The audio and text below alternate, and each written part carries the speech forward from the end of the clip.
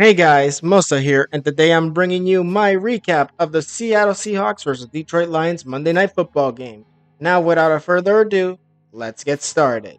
Now, let's kick it off with the offense of the Detroit Lions, starting off with the passing game where Jared Goff had thrown for 18 passes, 18 completions, 292 yards, two touchdowns, no interceptions, and only was sacked three times for a loss of 26 yards. When it comes down to it, Jared Goff is a pretty good quarterback, and especially since he's been here in Detroit. And we also can't fail to mention the fact that there was also a pass from Amon-Ra St. Brown for a 7-yard touchdown, and that was to Jared Goff, if I'm not mistaken, who actually got a receiving touchdown in this game.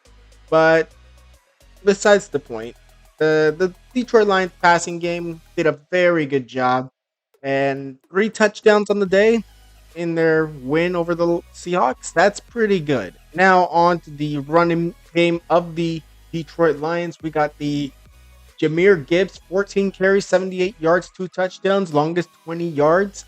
Then you get David Montgomery with 12 carries for 40 yards and one touchdown, 13 being his longest. Yeah, I think the Detroit Lions are a true team to contend for a playoff spot and maybe even a Super Bowl. You never know. But the point is, I think that Detroit did a very good game on both the run and pass game. And to be honest, I don't expect anything less. Detroit has been a very good team ever since Dan Campbell became the head coach, and I expect more from them. Now on to the receiving game where we have Jamison Williams, two receptions, two targets, 80 yards and a touchdown. Sam Laporta, four receptions, four targets, 53 yards, no touchdowns. Tim Patrick, two receptions, two targets, no touchdowns, 52 yards. Amon-Ra St. Brown, six receptions, six targets, 45 yards, and a touchdown. Then we got David Montgomery with one reception for one target, 40 yards, no touchdowns. Brock Wright, two receptions, two targets, 13 yards, no touchdowns. Khalif Raymond, one reception, one target, 9 yards, no touchdowns. And of course, Jared Goff with one reception, 7 yards, and a touchdown from a pass coming up from his receiver, Amon-Ra St. Brown. Now, when it comes down to the receiving game, perfect. It was perfect. Just like the passing game, the receiving game is just as good. And to be honest, nothing less than perfection. Now on to the defense of the Detroit Lions, where the Detroit Lions' best player was Kirby Joseph, who was a 9 total tackles, 5 solo tackles, 1 tackle for loss, and 1 pass defended. He also had an interception, sealed the game for the Detroit Lions. And then we get Arik Armstead with 8 tackles, 8 solo tackles, 2 passes defended. Jack Campbell and Alex Anzalone and Carlton Davis, all with 7 tackles on the day. Then we get 6 tackles from Brandon Joseph, 5 tackles from Malcolm Rodriguez and Terrion Arnold, 3 from Levi Onwuzurike, and then we get 2 from Jalen Reeves, Mabin, Ben Neiman, Josh Pascal, Alan McNeil. DJ Reader had 1 tackle, and along with Jake Bates, the kicker, and Hogan Hatton, while Aiden Hutchinson had 3 QB hits on the day. Pretty good. He was not really that impressive today. He was by fact the worst player, but to be honest, he was getting fouled at times, so I guess I could give him a pass. Otherwise, 68 tackles, 50 solo tackles, 3 sacks, 5 tackles for loss, 9 passes defended, and 9 QB hits. That is what the Detroit Lions were able to do, and that was pretty good to keep them only to 29 points. Now on to the injury report. We got Julian Love with a thigh injury during the game, so that was really the only injury from both sides. So yeah, hopefully he gets better. And yeah, honestly, the Seahawks defense is troublesome without him on the field. So I hope he could get better because Julian Love is one of our top safeties, and better yet, the top safety. As I don't even trust Rayshon Jenkins to replace him potentially. I hope that we can get him back for the Week 5 matchup. Now, when it comes to the passing game of the Seattle Seahawks, 38 completions, 56 attempts, 396 yards, one touchdown, one interception, three sacks, and a loss of 12 yards. Now, when it comes down to it, Geno did what he could. Honestly, big mistake throwing that pick. Although I didn't think Seattle had a chance to come back and win that game. I thought that they were probably going to score and then kick an onside kick that then the Lions would recover. Highly doubt the Seahawks would have recovered that onside kick. But in the end, pretty good passing game.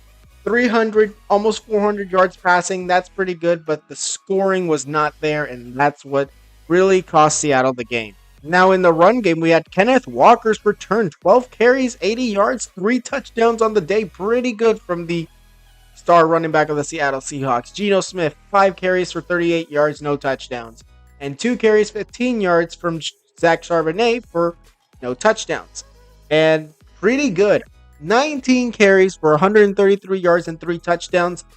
Honestly, it's the best thing the Seattle Seahawks could do in the run game, but it was obviously not enough. And obviously, Seattle lost the game. But anyways, they did a pretty decent job on the run game. Now on to the receiving game, where DK had 12 targets for 7 reception, 104 yards, no touchdowns. Tyler Lockett, 9 targets, 5 receptions, 61 yards, no touchdowns. 12 targets, 8 receptions, and 51 yards from Jackson Smith-Njigba, no touchdowns. Zach Charbonnet had 5 targets, all completed, 39 yards, no touchdowns. The 5 targets for Kenneth Walker, 4 receptions, 36 yards, no touchdowns. Jake Bobo, 3 targets, all completed, 30 yards. Then AJ Barner getting 2 targets, 2 receptions, 27 yards, and his first career touchdown as a Seattle Seahawk and his first in the NFL. Then we get 2 receptions, 2 targets, 26 yards, and no touchdown from Noah Fant. 1 reception for 18 yards from Laviska Shenault, and 2 targets, 1 reception for 3 yards for Pharaoh Brown.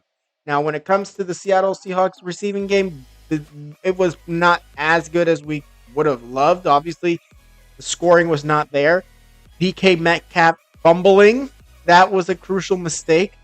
Honestly, like, Metcalf is one big monster, but to be honest, that doesn't mean that he won't fumble from time to time. So, yeah, that was a very big, costly mistake by the Seattle Seahawks. Otherwise, they did a pretty good game in the passing and receiving yards area, because in the scoring area, they did terribly. Now on to the defense. We got Terrell Dodson with 10 tackles, 5 solo tackles, 1 tackle for loss.